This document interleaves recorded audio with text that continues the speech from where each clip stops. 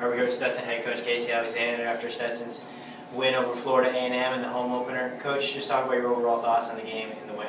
Well, I'm proud of our guys. I mean, I think we really competed for 40 minutes. It wasn't pretty the whole time. We had much more success on both ends of the floor the first half. But our guys, I think they're really trying hard to do what we ask them to do, which is goal number one for a coach. First half, you mentioned the success. Really good shooting, both from three-point and overall. Talk about what the team was doing offensively to get that high shooting percentage. More than anything, we had the patience we want. We talked really hard in scouting report and preparation about taking a great shot for our team.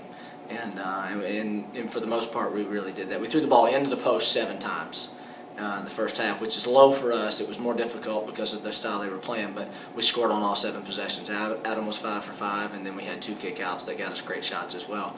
And so that's a group of players that are trying to do what we ask them to do. That's something that even in the second half, when you guys started to get the lead up a little bit, and they started to edge back, you guys went inside even more. Is that something that you emphasized in the second half as they were cutting back on the lead? We called a couple of plays to get the ball inside. Adam's a guy that can get us a basket. He can get us a basket, or he can get us a foul. And our guys know that. He wants that. He welcomes that challenge. But our guys know that we can count on him, and so it was great that when we went to him, he delivered and kind of settled the storm a little bit. A lot of the other guys were moving well off of him. He laid the ball off. Talk about Chris Perez's activity in the lane, moving without the ball. Chris is the best guy we've got at just finding holes in the defense, whether it's man or zone. He really curls hard to the basket. He dives hard to the basket. He got the layup at the very end of the first half, which was a dive to the basket. And he gets them in practice all day when our guys know that they're coming. It's just their strength that he has. But we've got several guys. Joel is very good at it. Brian Pegg finds holes in the defense. It's something that we're working hard on. We talk about being hard to guard, cut hard to guard, and those guys, we're learning. It's encouraging.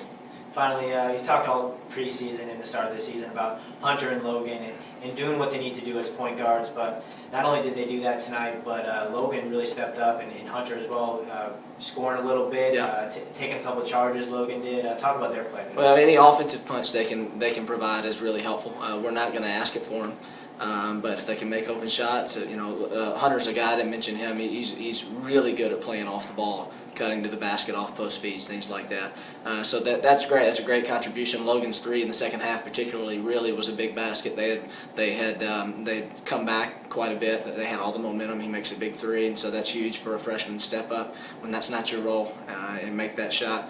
But again, I think toughness and just team first. Those characteristics, those qualities, are what both of those guys possess, and it's what we can expect from them throughout the course of their time here. Talk about just at the end being able to stay strong and come out with the win at a good margin and moving into the next two home games here at the Evans Center. Yeah, well, the margin. It's funny. You get in those stretches where it's not going your way, and you think the walls are caving in, and if you can just weather the storm sometimes and realize that.